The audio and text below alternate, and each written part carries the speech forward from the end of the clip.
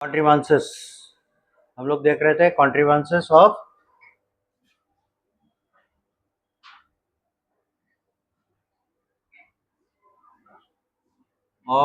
जेनोग्राफी।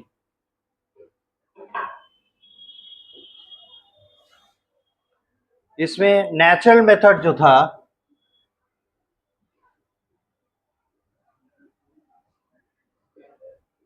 ये हो चुका था, है ना। जितने नेचुरल मेथड्स थे वो हो चुके थे। अब देखिए आर्टिफिशियल मेथड। आर्टिफिशियल मेथड के लिए है क्या कि ह्यूमन अपने प्रेफरेंस के हिसाब से इस पॉलिनेशन को कैरी ऑन कराता है। अगर उसे लगता है कि ऑटोगैमी होना चाहिए, है ना, किसी एक पर्टिकुलर प्रॉपर्टी के लिए अगर ऑटोगैमी बेटर समझा गया तो ऑटोगैमी करवाएगा। अगर किसी पर्टिकुलर प्रॉपर्टी के लिए ये माना गया कि जेनोगैमी बेटर है तो फिर जेनोगैमी होगा। ठीक है, so it all depends on the human beings, right. अब है क्या कि इस प्रोसेस को किया कैसे जाएगा, क्योंकि जब फ्लावर ओपन होता है, ब्लूम करता है, खिलता है, उस समय उसके एंथर्स और स्टिग्मा दोनों इंटरैक्ट करने के लायक बन जाते हैं। तो अगर हम अपने तरफ से इसको कंट्रोल करना चाहते हैं तो क्या करना होगा, before it can do pollination, pollination करने के पहले ही हमें इसे कंट्रोल करना होगा। यही फैक्ट है। ठीक है, तो कैसे किया जाएगा देखिए। तो इसके जो प्रोसेस होंगे वो दो तरह के होंगे। एक होगा जो बाइसेक्सुअल फ्लावर है, यानी जिसमें मेल और फीमेल दोनों रिप्रोडक्टिव पार्ट प्रेजेंट है। तो फॉर द कंप्लीट फ्लावर यानी बाइसेक्सुअल, जिसमें कि स्टेमन और पिस्टल दोनों प्रेजेंट है, उसमें क्या करते हैं, स्टेप 1 इमैस्कुलेशन। इमैस्कुलेशन क्या हुआ, it is removal of the anthers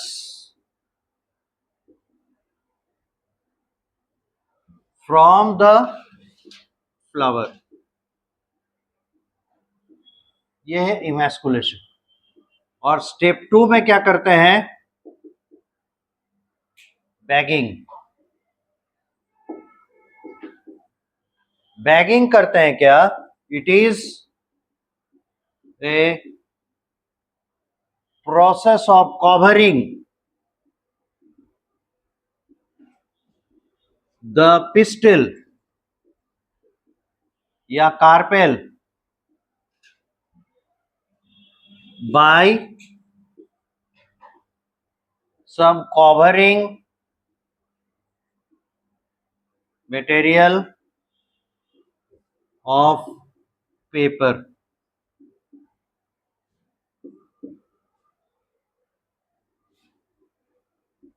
like paper etcetera. तो जो भी सुटेबल मटेरियल हो उससे हम लोग इसके गाइनोसियम को या पिस्टिल को कवर कर देते हैं।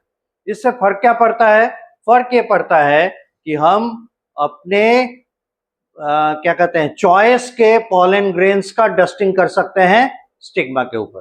ठीक है, इसीलिए हम लोग क्या करते हैं, टू प्रिवेंट कि हमारा जो डिजायर नहीं है, अनडिजायरस पॉलेंस उसके ऊपर ना आ सके, इसलिए हम लोग क्या करते हैं, उसके पिस्टल को कवर करके रखते हैं। तो दो स्टेप हुआ, पहला है इमैस्कुलेशन एंड देन बैगिंग। अब क्या होगा स्टेप 3 में, वेट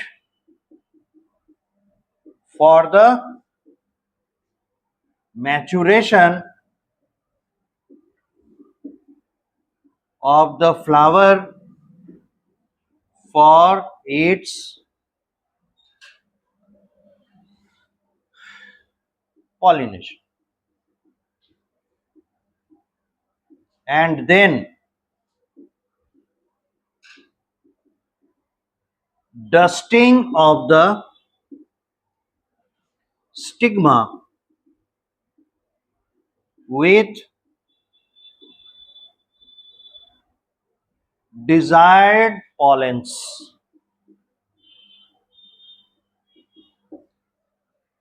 ठीक है, तो हम लोग सोच रहे होंगे अब अपने डिजायर के जो मतलब अपनी इच्छा के मुताबिक जो पॉलेंस थे उनका उसके ऊपर डस्टिंग कर दिया, पॉलिनेशन हो गया, अब हमारा काम समाप्त हो गया। ऐसा नहीं है। क्या आपको नहीं लगता कि हमारे मर्जी मुताबिक जो पॉलेंस है उसके अलावा भी जब ये ओपन में रह जाएगा स्टिग्मा तो दूसरे पॉलेंस आ सकते हैं, आ सकते हैं ना। इसलिए हम लोग क्या करेंगे, रीबैगिंग करेंगे, यानी डस्टिंग करने के बाद दोबारा इसको कवर कर देंगे। Step 4, the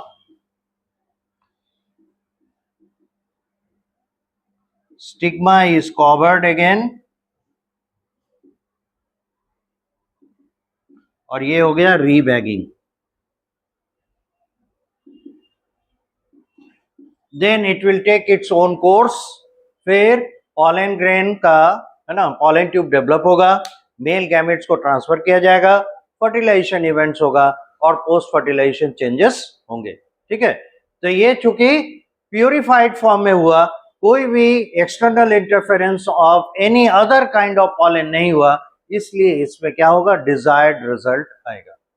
तो हम लोग जो पॉलिनेशन करते हैं, जो आर्टिफिशियल पॉलिनेशन है, that is for particular purpose. ठीक है, इसको नोट कीजिए, ये पहला हिस्सा है। अब देखिए सेकंड टाइप में क्या होता है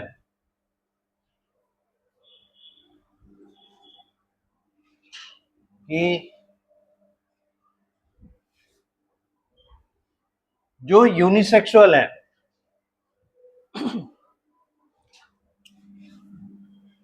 type B for unisexual flowers. बताइए, तो डिजायर्ड पॉलिनेशन के लिए सोचना है, डिजायर्ड पॉलिनेशन के लिए हम लोग जब यूनिसेक्सुअल फ्लावर बोला जा रहा है, या तो ये मेल होगा यानी स्टेमिनेट, या फीमेल होगा पिस्टिलेट। तो हम लोग किसको ट्रीट करेंगे, किस में ट्रीटमेंट देंगे, पिस्टिलेट फ्लावर पे या स्टेमिनेट फ्लावर पे, किसका ट्रीटमेंट करेंगे? कुछ लोग कह रहे हैं स्टेमिनेट, कुछ कह रहे हैं पिस्टिलेट। ऐसा है कि सभी पिस्टिलेट कर रहे हैं?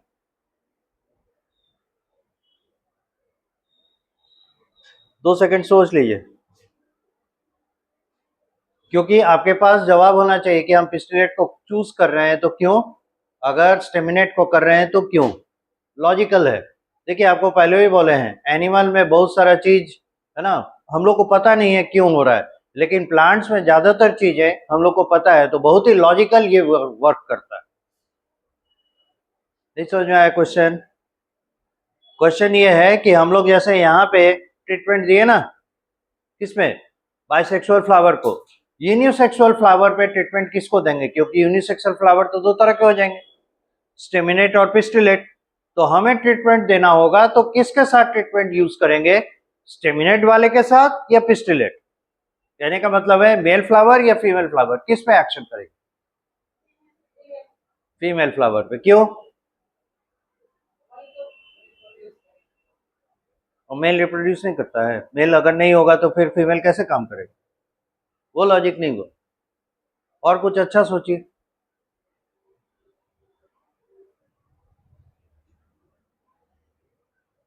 बोलिए। बड़ा सिंपल है, पॉलिनेशन होगा तो पॉलन ग्रेन्स जाएंगे किस पे, फीमेल फ्लावर पे। इसीलिए हम लोग को ट्रीटमेंट देना होगा तो किसको देना होगा, फीमेल फ्लावर को। वही तो है जहां पे पॉलन ग्रेन्स जिस टाइप के आते हैं उस टाइप का पॉलिनेशन हो जाएगा। अगर सेल्फ पॉलन आ गया तो क्या हो जाता है, ऑटोगैमी हो जाता है ना। और अपने ही प्लांट के दूसरे फ्लावर में से पॉलन आ गया तो जेटोनोगैमी होता है। अब दूसरे प्लांट का ही अगर फ्लावर का पॉलन ग्रेन आया तब ना जेनोगैमी होगा। यानी ये जो गैमी है, यानी फर्टिलाइजेशन का प्रोसेस होगा, ये फर्टिलाइजेशन का प्रोसेस कौन डिटरमिन करता है, it is the pollens, type of pollens. लेकिन ये आएंगे किस पे, पिस्टिल पे, है ना। तो अगर पिस्टिल को ट्रीटमेंट दे दें तो हम डिसाइड कर सकते हैं ना कि कौन सा पॉलन आएगा। इसलिए जब यूनिसेक्सुअल फ्लावर हो, लिखिए एक लाइन फॉर यूनिसेक्सुअल फ्लावर्स करके हेडिंग कीजिए और उसके बाद लिखिए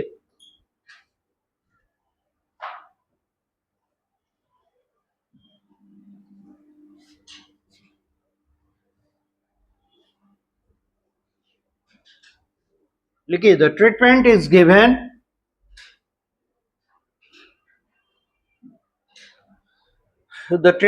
given to the pistillate flowers and not the staminate flowers, because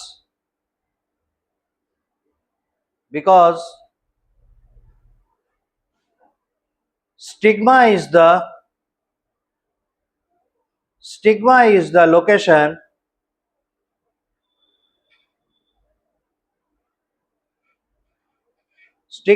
location which receives pollens.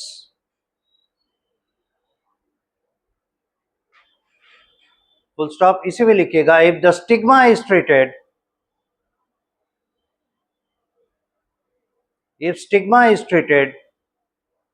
then only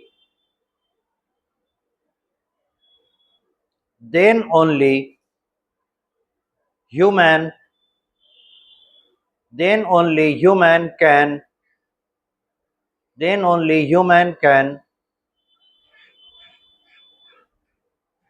can control the kind of pollination. Then only human can control the kind of pollination by selecting the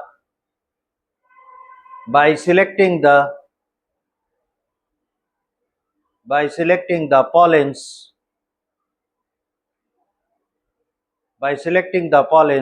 of their choice. अब इसमें steps क्या होगा? Bagging after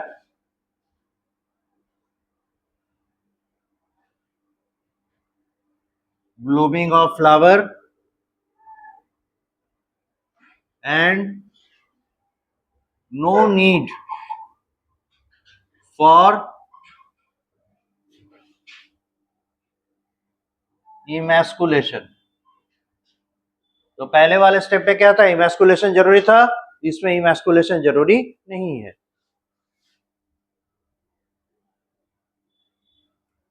step 2, dusting with desired pollens when maturity of the stigma. Step 3, rebagging after pollen dusting.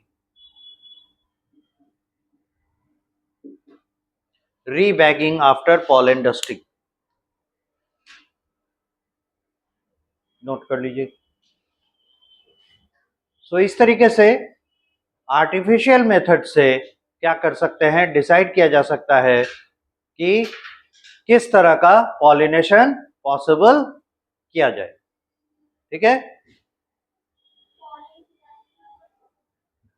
Pollen dusting मतलब pollen को ऊपर में spread करना. जैसे एंथर लेकर आए, एंथर को टीस के उसमें से पॉलन निकल जाएंगे, तो उनको जो ऊपर में छींट देंगे, दैट इज कॉल्ड डस्टिंग. हाँ, क्योंकि बहुत माइक्रोस्कोपिक है ना पॉलन, तो इसे डस्ट की तरह हम लोग समझ सकते हैं, इसीलिए ऐसा टर्म यूज किया गया. Pollen dusting.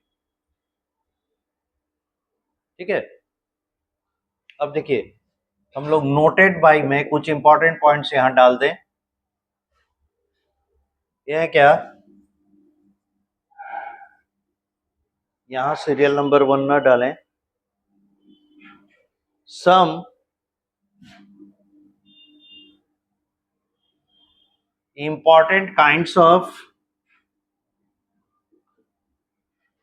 cooperation, या इसको एडेप्टेशन कह सकते हैं, adaptation in the pollinators and the flowers।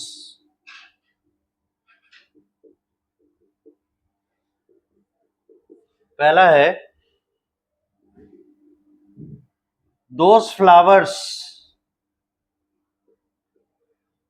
which use flies and like them insects।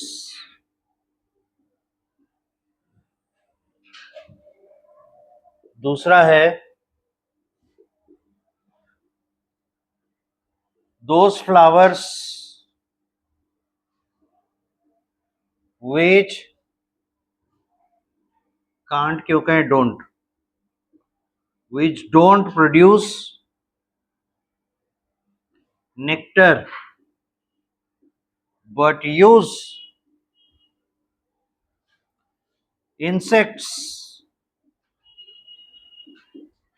as pollinators।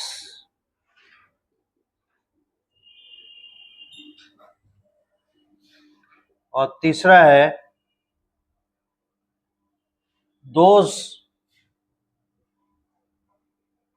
flowers which produce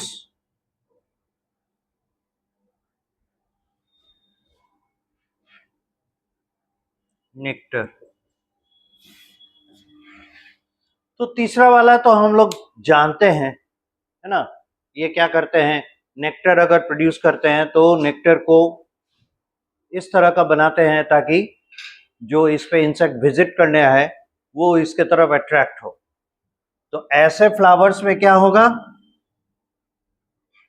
they have fragrance, खुशबू होगा, एंड रेस्पेक्टिव कलर, यानी nocturnal है तो व्हाइट होंगे या लाइट कलर के होंगे, और डियोर्नल है तो कलरफुल होंगे। तो जैसे इंसेक्ट्स को ये यूज करेंगे अकॉर्डिंगली अपना कलर रखेंगे।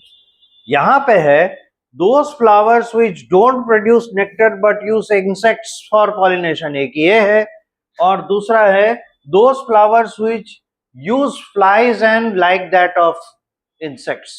फ्लाइज को भी यूज करते हैं, तो वो कैसे फ्लाइज को अट्रैक्ट करेंगे, तो सोचिए तो जरा, मक्खी किस चीज पे अट्रैक्ट होगी, मीठा चीज, और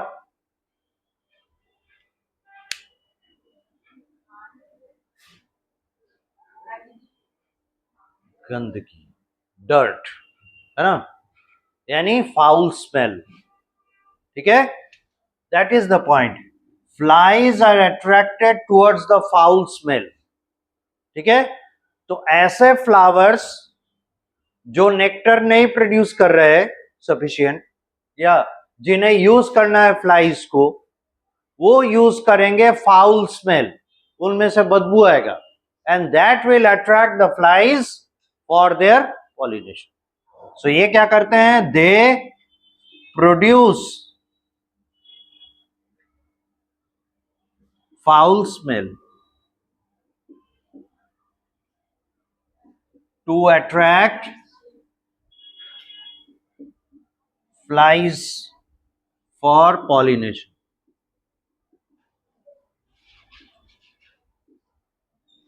अब यहां देखिए, जो सफिशिएंट नेक्टर प्रोड्यूस ही नहीं कर रहे, यानी इन इंसेक्ट्स को, जो इंसेक्ट पॉलिनेटर्स है, उन्हें खाना पीना नहीं दे रहे हैं, फिर भी वो इंसेक्ट को यूज कर सकते हैं। कैसे? तो वो क्या करते हैं, दे provide safe egg laying area. Insect को बड़ा खतरा होता है अपने फ्यूचर जनरेशन को कैरी ऑन करने के लिए, क्योंकि उनके एग्स बहुत ससेप्टेबल टू डिस्ट्रक्शन होते हैं। इनके बहुत दुश्मन है। पहला कौन दुश्मन है? टेम्परेचर, ह्यूमिडिटी, ये सब दुश्मन है। दूसरा, अगर दूसरे इंसेक्ट्स को इन एग्स के बारे में पता चल गया तो they can eat them up, ये डिस्ट्रॉय हो सकता है। तीसरा, बहुत ही लाइट वेट होता है, हवा के साथ उड़ के चला गया कहीं तो सुटेबल जगह नहीं मिलेगा तो इट विल बी डिजेनरेटेड, है ना। तो कहने का मतलब है इंसेक्ट एग्स के बहुत सारे दुश्मन है। नेचुरल, यानी नेचुरल इननेट, जो नॉन लिविंग है, एयर हो गया, ह्यूमिडिटी हो गया, टेम्परेचर हो गया, ये सब, एंड नेचुरल लिविंग यानी बायोटिक एजेंट्स इनके दुश्मन हो सकते हैं। तो ये ऐसा कोई सेफ रिफ्यूज खोजते हैं, सेफ जगह खोजते हैं जहां पे वो एग ले कर सके, और इसी दौरान वो ऐसे फ्लावर्स को भी विजिट कर लेते हैं जिसमें कोई सॉर्ट ऑफ अट्रैक्शन नहीं है, लेकिन स्पेस अंदर में काफी है। So they can lay their eggs successfully over there. अब देखिए, एग ले करने जाएगा तो बॉडी मूवमेंट तो होगा, that will shake the flower and that will be a trigger, it will shed its pollen grains over the body of the insect. ठीक है।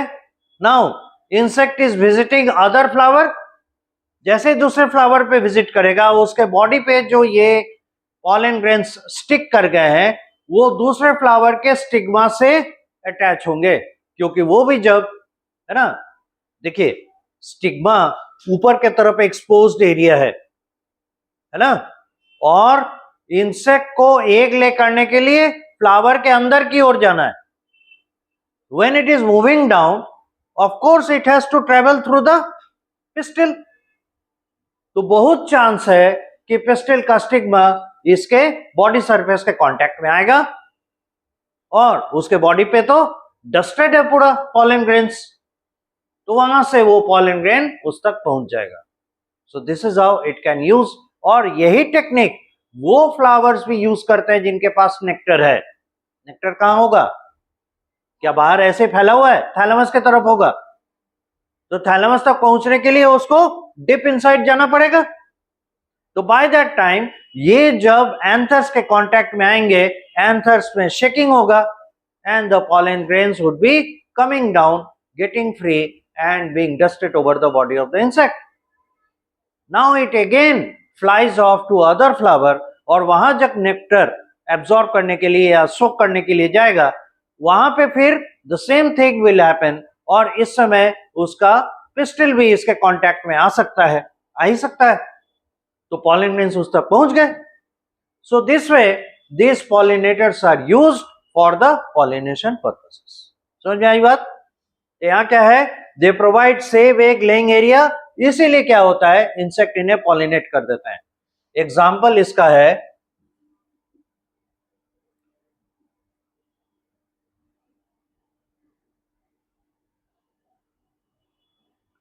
एमोर्फोफिलस। ये लार्ज साइज फ्लावर है और ये इंसेक्ट्स को सेफ जगह देता है एग ले करने के लिए। दूसरा एग्जाम्पल है insect moth and plant yucca. ये एक एंजियोस्पर्म है एंड मोनोकॉट है। बहुत ही अनअट्रैक्टिव सा इसका फ्लावर होता है, लेकिन कहते हैं क्या, ये युक्का और मॉथ, मॉथ का एक स्पीसीज है जो इसका पॉलिनेशन करता है, युक्का और मॉथ एक दूसरे के बिना अपना लाइफ साइकिल पूरा ही नहीं कर सकते, ऐसा इंटरडिपेंडेंस है। एनसीईआरटी बुक में इसको स्पेशली मेंशन किया है, तो इस पॉइंट ऑफ व्यू से ये इंपॉर्टेंट हो जाता है। इस एग्जांपल को ध्यान रखना। कैसे एक दूसरे के बिना अपना लाइफ साइकिल पूरा नहीं कर पाते वो देखिए। मॉथ जो है, ये जो स्पीसीज इसे पॉलिनेट करने आ रहा है, ये अपने एग्स को इसके फ्लावर के अंदर के तरफ ले डाउन करता है। इस दौरान क्या होगा, ये पॉलिनेट कर देगा। अभी हम लोग डिस्कस किए हैं कैसे पॉलिनेशन होगा, ठीक है। उसके बाद इंसेक्ट फ्लाई ऑफ कर जाएगा, चला जाएगा, उसका काम हो गया। अब क्या होगा, इंसेक्ट का एग वहां ले कर दिया। अब आप जानते हैं पॉलिनेशन के बाद pollen tube formation, and pollen tube formation के बाद क्या होता है, फर्टिलाइजेशन। तो इमीडिएट क्या होगा, अगर फर्टिलाइजेशन हो गया, पोस्ट फर्टिलाइजेशन चेंजेस आने लगेंगे और इसके जो तीनों बाहरी होल्ड है वो शट डाउन हो जाएगा। तो फिर इसका तो इंसेक्ट का जो एम्ब्रायो था वो तो एक्सपोज हो जाएगा, तो मर जाएगा। तो वन साइडेड यूज हो गया। ऐसा नहीं होता है। क्या है, पॉलिनेशन के बाद पॉलन ट्यूब डेवलप करके फर्टिलाइजेशन करके जाइगोट फॉर्म किया और उधर एंडोस्पर्म फॉर्म किया, एंडोस्पर्म का न्यूक्लियस करने के बाद ये जब तक मैच्योर होते हैं, जब तक है ना फॉर्म कर रहे होते हैं, और जब तक कि इसका सारा होल्ड नहीं गिर जाता, तब तक इतना टाइम सफिशिएंट होता है कि इसके एम्ब्रायो में से, यानी इसके एग में से, इसके नए इंसेक्ट्स निकल आए। तो ये टाइम दोनों का काफी मैच करता है। और जैसे ही इसके एम्ब्रायो में से इंसेक्ट हैच आउट होने का टाइम आ जाता है, उस टाइम पे इसका शेडिंग होता है। तब यहां ध्यान देने वाली बात है, अगर इस पर्टिकुलर स्पीसीज ऑफ मॉथ ने युक्का प्लांट के फ्लावर का पॉलिनेशन नहीं किया होता, क्योंकि दूसरा कोई विजिट भी नहीं करेगा, क्योंकि उसे इससे ऐसा बेनिफिट मिलेगा नहीं, ठीक है। तो युक्का का लाइफ साइकिल पूरा होगा, सीड फॉर्म करेगा, नहीं करेगा। तो ये युक्का मॉथ के पर्टिकुलर स्पीसीज पे डिपेंडेंट हो गया, है ना। अब मॉथ की बात सोचिए, इस स्पीसीज का, मॉथ का, ये अपने एग्स को हैच आउट होते हुए नहीं देख पाएगा अगर उतने दिन तक, जब तक कि उसको हैचिंग का समय लगता है, उतने टाइम तक ये फ्लावर अगर शट डाउन ना हो जाए, यानी फ्लावर बना हुआ रहेगा तो ही इसका हैचिंग सक्सेसफुल हो पाएगा, सेफ होगा। तो अगर इसने अपना शट डाउन करने का टाइम शॉर्ट कर दिया होता, तो ये इंसेक्ट नया स्पीसीज नहीं, मतलब नया ऑफ स्प्रिंग नहीं ला पाता। तो इस इंसेक्ट का सर्वाइवल क्वेश्चनेबल हो जाता ना, इंसेक्ट सर्वाइव नहीं कर पाता। तो फिर अगर इंसेक्ट ही सर्वाइव नहीं करेगा, अगर इंसेक्ट ही नहीं रह पाएगा, तो फिर इसका पॉलिनेशन करेगा कौन? तो एक तरह से है क्या, ऐसा इंटरडिपेंडेंसी है कि अपने स्वार्थ के लिए दोनों एक दूसरे को सपोर्ट कर रहे हैं। ये इसे सपोर्ट कर रहा है ताकि इसका हैचिंग हो सके, ताकि नया इंसेक्ट आए और इसका पॉलिनेशन करे, और इंसेक्ट इसे सपोर्ट कर रहा है कि हम तुमको एज ए स्पेस यूज करेंगे, so that I am your pollinator. ये हो गया एक तरह से सिम्बायोसिस, हुआ ना। दोनों एक दूसरे पर इंटरडिपेंडेंट है, और ऐसे इंटरडिपेंडेंट है कि एक दूसरे के बिना इनका लाइफ साइकिल पूरा नहीं होगा। यहां तक नोट कीजिए।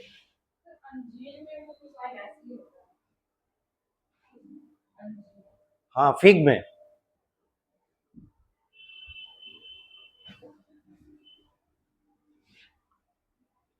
प्री फर्टिलाइजेशन फेज में नेक्स्ट है पॉलन पिस्टिल इंटरैक्शन, और इस पॉलन पिस्टिल इंटरैक्शन का रिजल्ट होगा क्या, पॉलन ट्यूब डेवलपमेंट।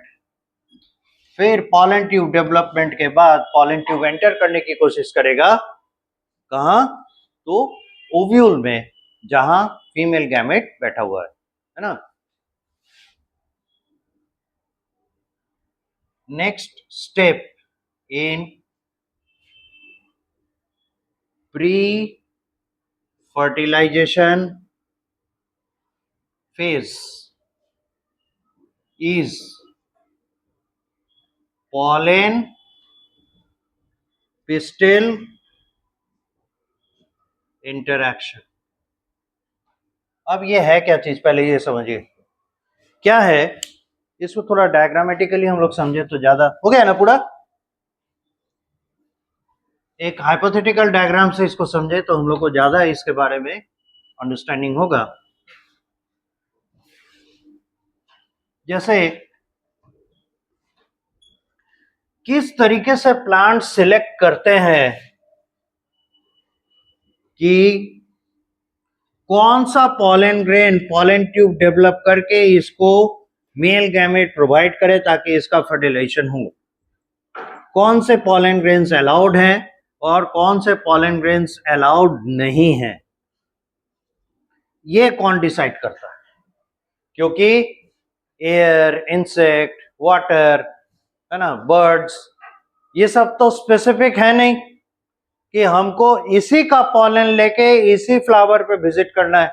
वो तो बेखबर है, उसको तो पता भी नहीं है कि वो कर क्या रहा है ना। It is being used by the plants. तो हम ये कह रहे हैं, मान लेते हैं ये आर्बिट्ररी कोई एक स्टिग्मा है ना। So this stigma is open to all any kind of pollen on this earth, है ना। ये बात और है कि दूसरे देश से इस देश तक पॉलन ग्रेन्स नहीं आएंगे हजारों किलोमीटर दूर कर ट्रैवल करके, दैट इज अनदर थिंग। हाँ, मतलब हजारों किलोमीटर दूर ट्रैवल करके नहीं आएगा, ये फॉर श्योर है। फॉर एग्जाम्पल, कहने का मतलब है कि आसपास के जितने भी प्लांट्स हैं उन सभी प्लांट्स के लिए ये तो एक्सपोज्ड है, तो उनके पॉलेंस को ये रिसीव कर सकता है। पर ये कैसे डिसाइड होगा कि इसी पर्टिकुलर पॉलन ग्रेन का पॉलन ट्यूब सक्सेसफुली बनेगा? जैसे मान लेते हैं पॉलन 1, 2, 3, 3 तरह के पॉलेंस है, 3 टाइप्स। मान लेते हैं 3 is selected, second and first pollens are rejected. Who has decided to reject them, or how this rejection is happening? How this rejection या selection is happening?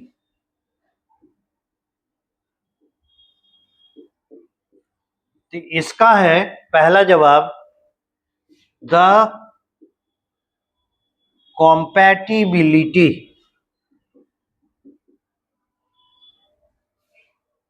इसका compatibility मतलब क्या हो गया? compatibility यानी दोनों एक दूसरे को कॉम्प्लीमेंट करेगा, ये हुआ compatibility between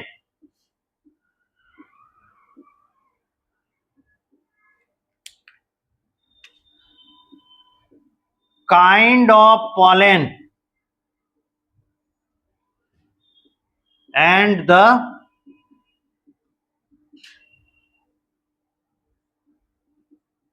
pistils type it has visited। ये कॉम्पेटिबिलिटी होना चाहिए, जो पॉलन का टाइप है वो और जिस तरह के पिस्टिल पर आया है वो, उन दोनों के बीच में कॉम्पेटिबिलिटी होना चाहिए। अब ये कॉम्पेटिबिलिटी कैसे डिसाइड होगा? Decided on the basis of chemical signals. ये कॉम्पेटिबिलिटी केमिकल सिग्नल्स के बेसिस पे डिसाइड होगा। अब ये केमिकल सिग्नल्स क्या होंगे? केमिकल सिग्नल्स होंगे ऐसे केमिकल्स जो पॉलन ग्रेन पर पाए जाएंगे, है ना, और पिस्टिल पे और पिस्टिल के अंदर, आई मीन पिस्टिल के स्टिग्मा पे और स्टिग्मा के आगे उसके स्टाइल के इनर वॉल पे वो केमिकल्स होंगे, वो मॉलिक्यूल्स होंगे जो एक दूसरे के साथ कॉम्पेटिबिलिटी शो करेंगे। फॉर एग्जांपल, इसमें बहुत तरह के फिजिकल मेथड्स यूज किए जाते हैं, लाइक कुछ केमिकल्स ऐसे हों जो कि पोलर है, ठीक है, तो पोलर कंपाउंड को पोलर कंपाउंड ही वेलकम करेगा, राइट।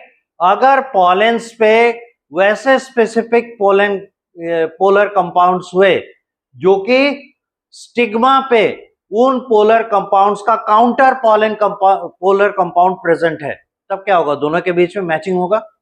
और अगर इस पिस्टल पर मोस्ट ऑफ द टाइम या मोस्ट ऑफन, ज्यादातर करके नॉन पोलर कंपाउंड्स प्रेजेंट है, तो ये पोलर और नॉन पोलर के बीच में नेगेटिव इंटरेक्शन होगा और इसको सिग्नल मिलेगा ही नहीं पॉलन ट्यूब डेवलप करने का।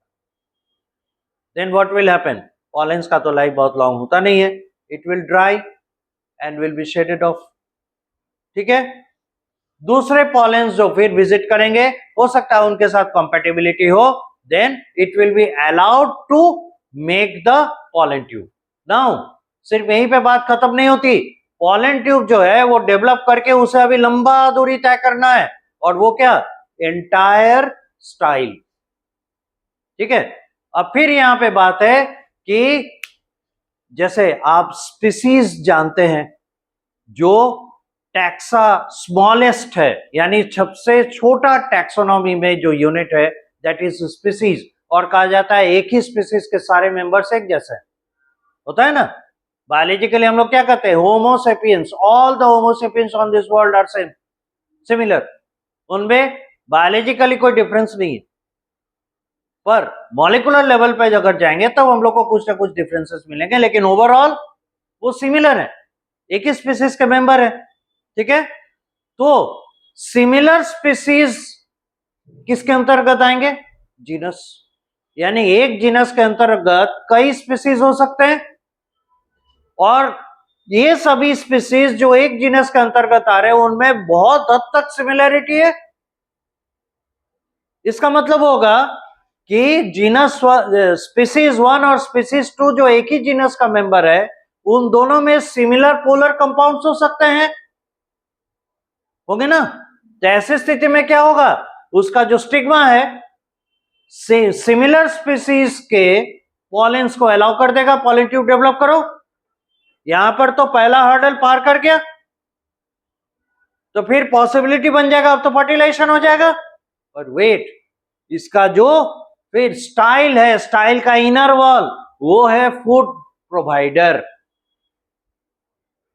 क्यों, क्योंकि आप सोचिए वेजिटेटिव न्यूक्लियस और उसके पास साइटोप्लाज्म कितना है, थोड़ा सा, वो थोड़ा ही है ना, माइक्रोस्कोपिक है, और वही है जो पॉलन ट्यूब डेवलप करेगा। इतनी बात समझ में आ रही है सभी को। आखिर में पॉलन ग्रेन में दो तरह के न्यूक्लियस क्यों थे, एक था वेजिटेटिव न्यूक्लियस और दूसरा जेनरेटिव न्यूक्लियस, और आपको बता दिए थे जेनरेटिव न्यूक्लियस किस लिए है, फर्टिलाइजेशन के लिए, जबकि वेजिटेटिव न्यूक्लियस किस लिए है, पॉलन ट्यूब डेवलप करने के लिए। भाई पॉलन ट्यूब डेवलप करने चलेगा तो वो जो सेल स्ट्रक्चर बनाएगा उसके लिए साइटोप्लाज्म चाहिए, फूड मटेरियल चाहिए, वो तो उसके साइटोप्लाज्म में है। ये to some extent pollen tube को डेवलप कराएगा, उसके बाद उतनी लंबी दूरी वो कैसे तय करेगा, तो उसे तो कहीं से फूड चाहिए तभी ना उसका साइज बढ़ेगा, है ना। ये वही बात हो गई, बच्चे को हम खाना नहीं दे रहे, कह रहे तुम लंबाई खींचो, होगा। तो उसी तरह से पॉलन ट्यूब को अगर हम फूड नहीं देंगे, न्यूट्रिशन नहीं देंगे, तो इसका साइज बढ़ेगा कैसे, क्योंकि यही न्यूट्रिएंट्स तो उसका बॉडी पार्ट बनेगा। तब न्यूट्रिशन कौन देगा, जो स्टाइल का वॉल है, ये वाला हिस्सा, ये स्टिग्मा, ये स्टाइल, स्टाइल का जो इनर वॉल है that will provide nutrition to the growing pollen tube. अब यहां पे फाइनल फर्दर सिलेक्शन होगा, यहां के वॉल पर फिर वो और हाईली सिलेक्टिव कंपाउंड्स होंगे जिनका counter compound pollen tube, growing pollen tube पे होना चाहिए। अगर वो नहीं हुए तो पॉलन ट्यूब भले डेवलप कर जाए, लेकिन थोड़ी दूरी जाने के बाद उसे न्यूट्रिशन नहीं मिलेगा, और इस तरीके से वो रिजेक्ट हो गए, वो डिसलेक्ट हो गए, and it will again dry to death. इस तरीके से ये पॉलन ट्यूब, पॉलन ग्रेन बनाने के बावजूद ये सक्सेसफुल पॉलिनेशन तो कर लिया, फर्टिलाइजेशन नहीं कर पाए। Got the idea. इस तरीके से ये क्या करता है, हर पॉइंट पे, इसको कहते हैं कॉन्टिन्यूअस केमिकल डायलॉग। डायलॉग मतलब क्या, बातचीत। तो यहां पे बातचीत कैसे हो रही है, आपको ये चीज दिखाना है, आप वो गेट पास दिखा रहे हैं, तो गेट पास मांग कर रहा है इसका वॉल, और गेट पास दिखाएगा तभी ये देगा भोजन। ये अगर गेट पास नहीं दिखा पाया, इसे भोजन नहीं मिलेगा, तो कितने दिन तक लटका रहेगा, इट विल ड्राई।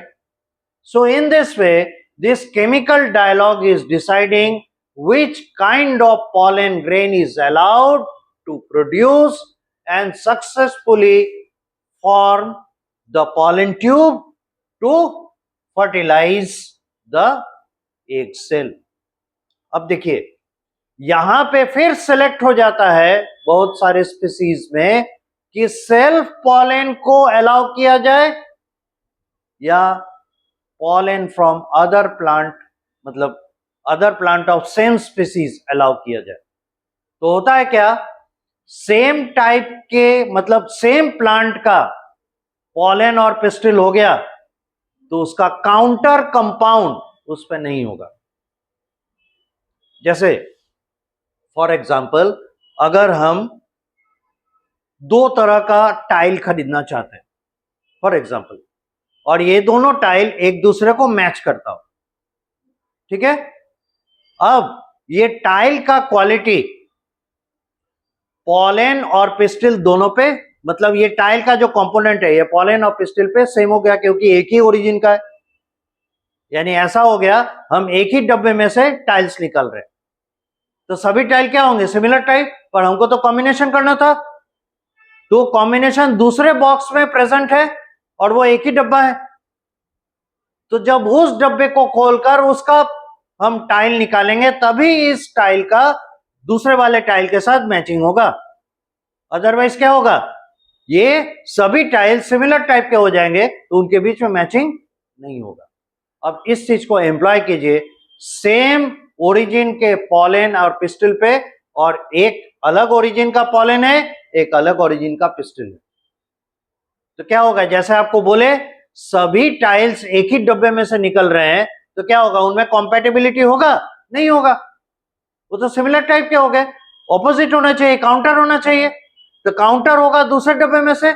उसी तरह से अगर पॉलन ग्रेन दूसरे प्लांट के सेम स्पीसीज के फ्लावर में से आया तो उसमें वो काउंटरिटी होगा, काउंटर पार्ट होगा, और तब फिर उसके पॉलन ट्यूब को ग्रो एंड डेवलप करने के लिए अलाउ किया जाएगा।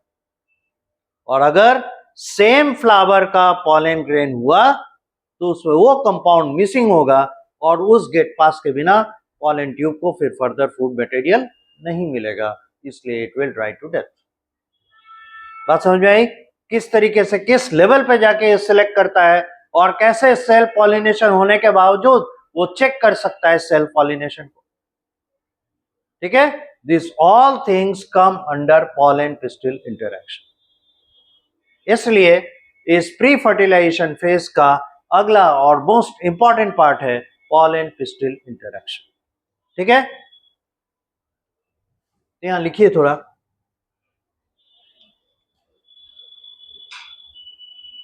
अच्छा पहले इसको आप नोट कर लीजिए, उसके बाद यहाँ पे लिखेंगे decided on the basis of chemical signals, इसके बारे में फिर डिस्कस करेंगे। यहाँ तक नोट कीजिए, लिखिए the chemicals that decide the chemicals that decide the successful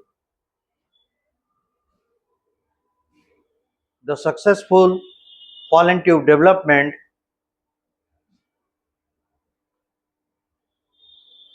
the chemicals that decide the successful pollen tube development are complement to each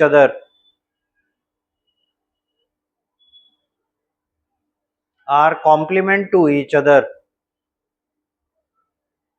full stop. One component of this complement is present over the pollen grain,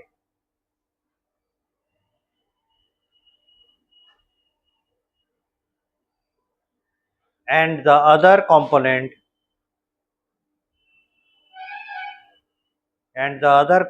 is over the stigma of the pistil. stigma of the pistil.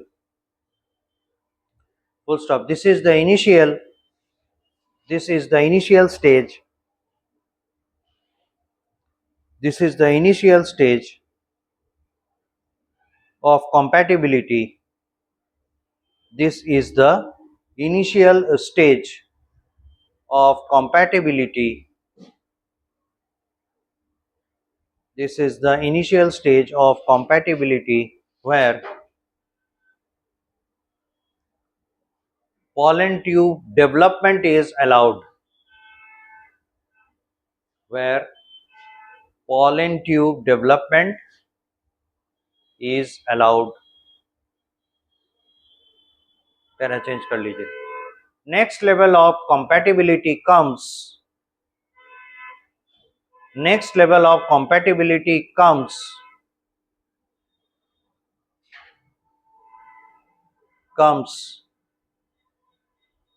of chemical nature when it is present at the level of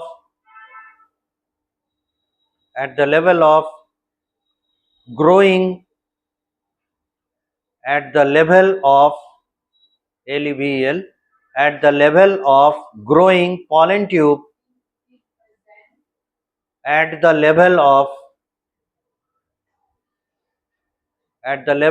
growing pollen tube and the inner wall of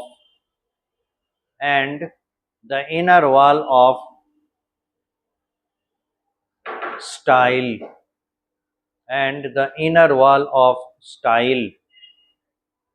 Stop. When they match each other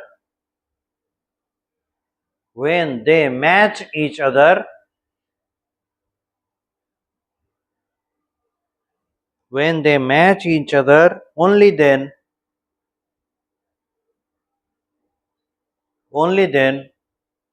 the pollen tube is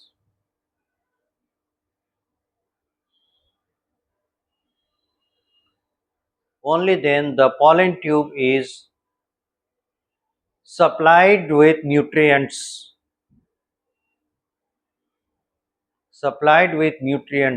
from the inner wall of style,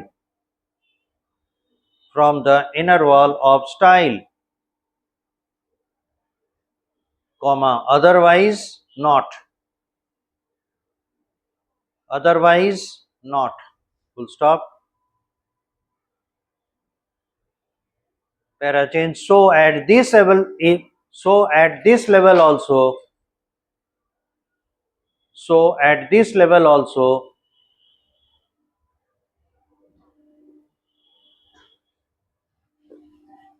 when the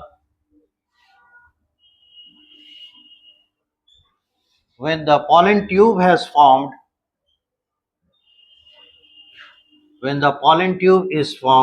still it can be rejected.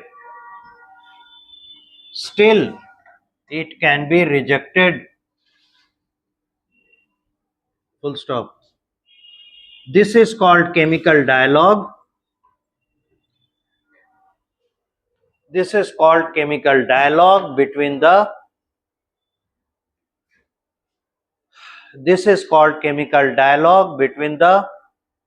pollen and pistil.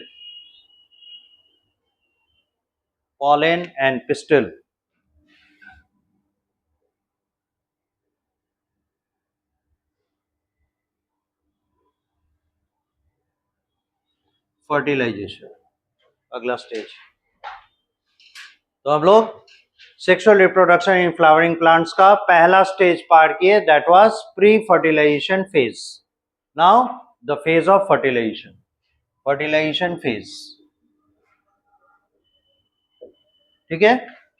ये इसमें आपको पढ़ाते समय क्या किया गया है, क्या क्या स्टेप्स होते हैं वो बताए हैं, और उसके plus minus pros and cons, मतलब कहाँ पे हेल्प होगा, कहाँ पे ये रिजेक्ट होगा, क्या इसमें मेथड्स होने चाहिए, और क्या क्या इसमें एडेप्टेशंस आते हैं, बहुत सारा चीज है, ठीक है। फाइनली जब आप इस प्रोसेस को, प्रोसेस ऑफ रिप्रोडक्शन को लिखेंगे इन द फ्लावरिंग प्लांट्स, तब आप क्या करेंगे, केवल स्टेप्स को लिखेंगे, साइड में जो आपको बताए गए हैं ऐसा होता है ऐसा होता है, इन सब चीजों को छोड़ते चलेंगे। फॉर एग्जाम्पल अगर आपसे बोला जाए प्री फर्टिलाइजेशन फेजेस को या प्री फर्टिलाइजेशन फेज को सम अप कीजिए, तो आप क्या लिखेंगे? पहले प्लांट्स जब मैच्योरिटी फेज में आता है तब जाके फ्लावरिंग करता है, पहला पॉइंट ये आप देंगे। उसके बाद क्या कहेंगे? आफ्टर फ्लावरिंग, फ्लावर मैच्योर करता है। फ्लावरिंग होने का मतलब क्या? पहले बर्ड बनेगा, बर्ड फिर ब्लूम करेगा, तो उसका एंड्रोसियम गाइनोसियम दोनों एक्सपोज होगा। देन क्या होगा? मैच्योरिटी ऑफ द गैमेट्स होगा, यानी गैमेटोजेनेसिस होगा, male gamete formation, female gamete formation. होने के बाद एंथर का डेहिसेंस होगा, एंथर डेहिस करेगा तो पॉलन ग्रेन्स फ्री होंगे और उधर पिस्टिल अपने स्टिग्मा को एक्सपोज करके रखेगा। फिर पॉलिनेशन इवेंट होगा जो एजेंट्स के थ्रू होते हैं। पॉलिनेशन, अब यहां पे कितने पॉलिनेशन ये बोलने का जरूरत नहीं, ठीक है। पॉलिनेशन होगा, हाँ, गैमेटोजेनेसिस बताएंगे, मेल गैमेट फॉर्मेशन कैसे होता है, फीमेल गैमेट फॉर्मेशन कैसे होता है, वही जो माइक्रोस्पोर मदर सेल था, है ना। और सभी microspore mother cells sporogenous tissue में होते हैं, और ये सभी सक्सेसफुल मियोसिस करने के बाद एक एक माइक्रोस्पोर मदर सेल चार चार पॉलन ग्रेन्स प्रोड्यूस करेगा, और उधर मेगास्पोर मदर सेल एक ही होगा ओव्यूल में, जो न्यूसेलस के सेल्स में से एक होता है, और उसके बाद क्या करेगा? वो मियोसिस करेगा, जिसमें से चार में से तीन डिजेनरेट कर जाएंगे और एक बनेगा सेंट्रल सेल, जो कि 7 सेल स्टेज में आएगा और 8 न्यूक्लिएटेड होगा। ये ओव्यूल फॉर्मेशन हो गया, ये बात बताएंगे। उसके बाद आप क्या कहेंगे? पॉलिनेशन का इवेंट होगा, दैट्स ऑल। पॉलिनेशन के बाद पॉलिन पिस्टिल इंटरेक्शन जो सक्सेसफुल अगर हुआ, पॉलिन ट्यूब पहुंच जाएगा कहां तक? ओव्यूल के माउथ तक। ये हुआ प्रोसेस ऑफ या processes that are taking place in the pre fertilization phase. समझ गए? जो इतने दिन हम लोग पढ़े, इस प्रोसेस को ऐसे बोला जाता है। लेकिन आपसे जब क्वेश्चन पूछा जाएगा, ये तो एक पॉइंट हुआ, एक एस्पेक्ट हुआ, दूसरा एस्पेक्ट क्या हो सकता है? पॉलन पिस्टिल इंटरेक्शन समझाइए, कॉन्ट्रीवांसेस समझाइए, यानी मैकेनिज्म्स जो जेनोगैमी को फेवर करता है। क्या पॉजिटिविटी है जेनोगैमी का और क्या नेगेटिविटी है जेनोगैमी का। उसी तरह से क्या आउटपुट पॉजिटिव आएगा ऑटोगैमी का, क्या नेगेटिव आउटपुट आएगा ऑटोगैमी का। ये सब क्वेश्चंस बनते हैं, ये ऑफशूट क्वेश्चंस हैं जो इस प्रोसेस से निकल कर आएंगे। समझ गए? तो प्रोसेस अपनी जगह पे और साइड वाइज क्वेश्चंस अपनी जगह पे। फर्टिलाइजेशन फेज, इसमें क्या होगा? The pollen tube reaches the micropylar end। Pollen tube कहां पहुंचेगा? माइक्रोपाइलर एंड तक, यानी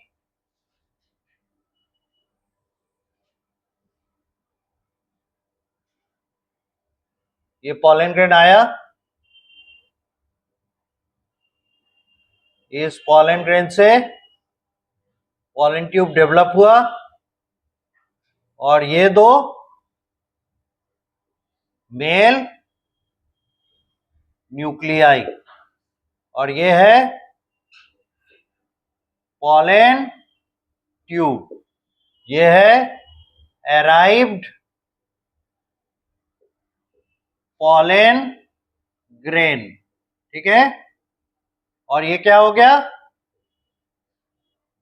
पॉलन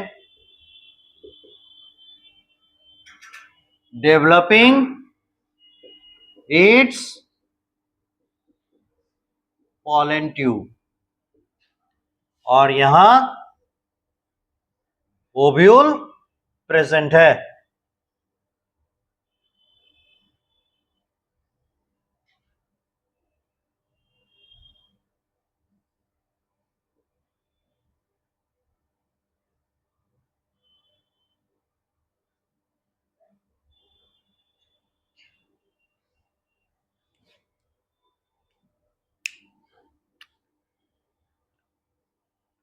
ये हो गया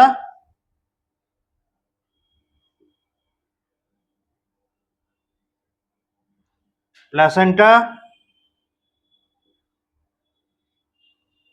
funicle, hilum,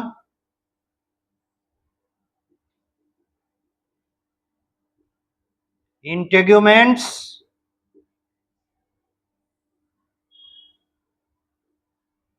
central cell,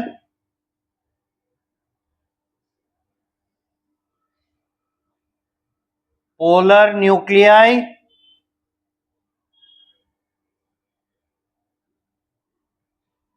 antipodals,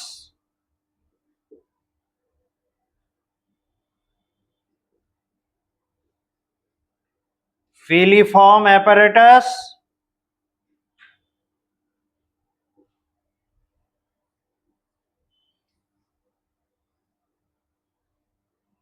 synergids,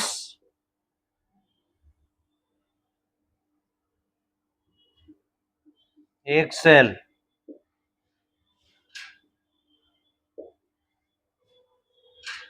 ये स्टेज 1, इसी को हम लोग डिस्कस किए हैं। इसके बाद क्या होगा?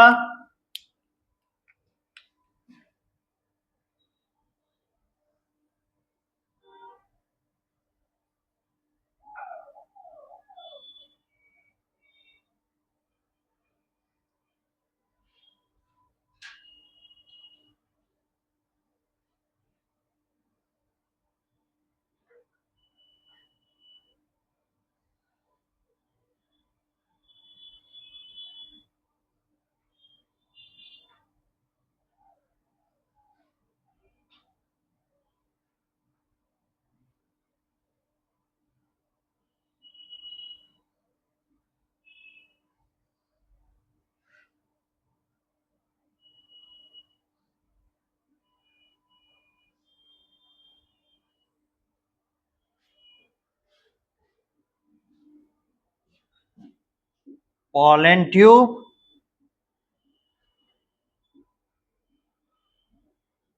appeared at the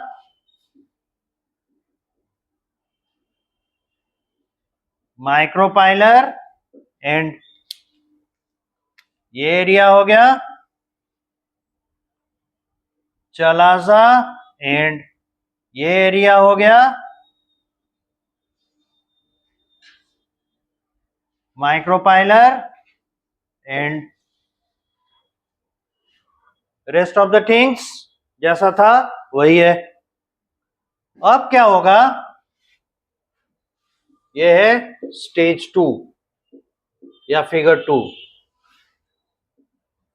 figure 1 and 2 diagrammatic representation of appearance of pollen tube at the micropylar and in the ovary. Diagrammatic representation of appearance of pollen tube at the micropylar end. कहाँ? In the ovary. यहां तक पूरा कीजिए।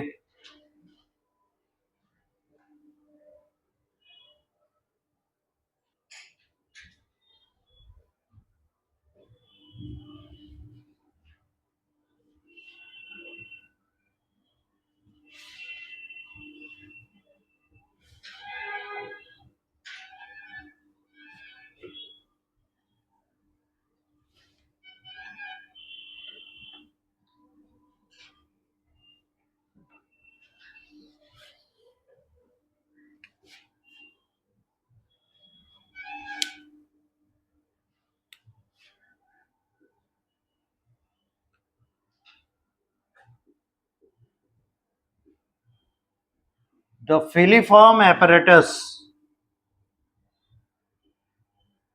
guides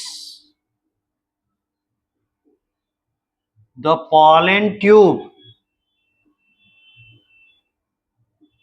to find the synergid या synergids. One of the synergids ruptures and the tip of the pollen tube breaks.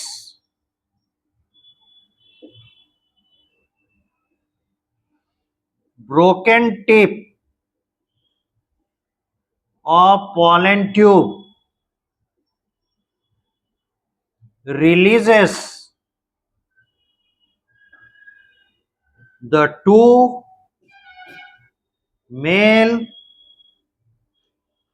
gametes in the cytoplasm of central cell. क्या क्या देखिए हो रहा है. फिलीफॉर्म apparatus यहां पे जो प्रेजेंट है, जिसके ऊपर दोनों सिनर्जिड अटैच्ड हैं, ये फिलीफॉर्म apparatus पॉजिटिव सिग्नल देगा जब यहां पर पहुंच जाएगा कौन सा पॉलन ट्यूब. और इस पॉजिटिव सिग्नल का इफेक्ट ये होगा कि पॉलन ट्यूब इसको रप्चर करके, इसको ब्रेक करके अंदर घुसने की कोशिश करेगा. इस दौरान क्या होगा, पॉलन ट्यूब का टिप इरोड हो जाएगा, घिस जाएगा, टूट जाएगा. इसके कारण क्या होगा, इसके साथ इसके अंदर जो दो मेल न्यूक्लियाई थे यानी मेल गैमेट्स थे वो बाहर आ जाएंगे. लेकिन तब तक में क्या होगा, ये मटेरियल अंदर आ चुका होगा. रीजन क्या है, जब ये पॉलन ट्यूब का टिप ओव्यूल को माइक्रोपाइलर एंड से रप्चर करेगा तो रप्चरिंग के दौरान इसका दोनों में से एक सिनर्जिड ब्रेकआउट होगा. तो क्या होगा, इसे रास्ता मिलेगा. और सिनर्जिड कहां पर है ये चीज कौन बताएगा पॉलन ट्यूब को, द फिलीफॉर्म apparatus. ये इसका रोल है. और ये भी केमिकल डायग्नोग के वजह से ही होता है. केमिकल सिग्नल्स ही इसे फाइंड आउट करने में मदद करते हैं. Now one of the synergids is broken. तो इसका मतलब क्या होगा, जो दोनों मेल न्यूक्लियाई है वो कहां आ जाएंगे, अंदर में. अब ये कौन सा सेल है जिसके अंदर ये एंटर कर रहा है, सेंट्रल सेल या एम्ब्रायो सैक. ये सब एम्ब्रायो सैक के अंदर ही है ना, ये तीन और वो तीन, राइट. तो इसी को हम लोग शो करेंगे डायग्राम से.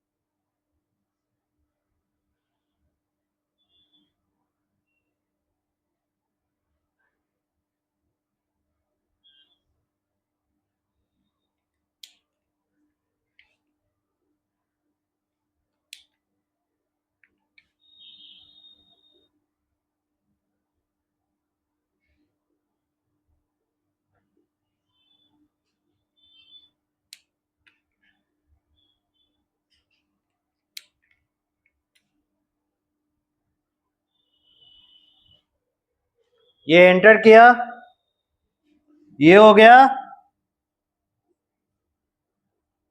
Tip एरोडेड pollen tube. ये दोनों हैं पोलर न्यूक्लियाई. ये है एक सेल, ये है एंटीपोडल्स, ये है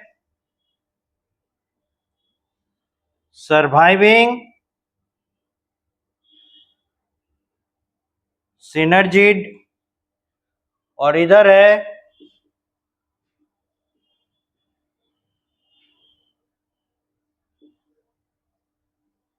रप्चर्ड सिनर्जिड, और ये दोनों हैं मेल गैमेट्स। अब इन दोनों मेल गैमेट में से एक का रुख होगा इसके तरफ और दूसरे का रुख होगा इनके तरफ। ये जो एरो है, arrows showing moving direction of male gametes। दो मेल गैमेट है ना, एक ऊपर के तरफ एक नीचे के तरफ दिखाया गया है। तो एक मेल गैमेट किस तरफ अप्रोच कर रहा है, एक सेल के तरफ, और दूसरा मेल गैमेट अप्रोच कर रहा है किधर, दोनों पोलर न्यूक्लियाई के तरफ। यहां तक बनाइए। ये है फिगर 3।